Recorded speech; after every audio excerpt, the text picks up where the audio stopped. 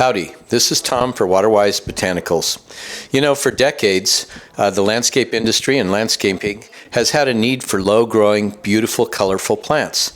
And we tried to fill that need with what's called annual color. Well, you know the annual color route. It looks good for about 2 weeks, either the backside of just getting started or the backside of being too old and starting to deteriorate. And then we change it out. We change it out 3 or 4 times a year. Labor intensive and expensive. Well, now we can have the same visual effect, beautiful, permanent, low borders of color with our succulent color drifts.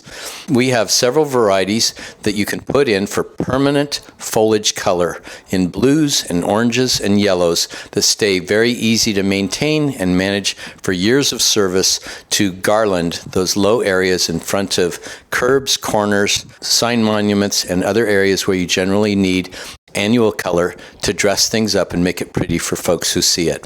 Tom for WaterwiseBotanicals.com.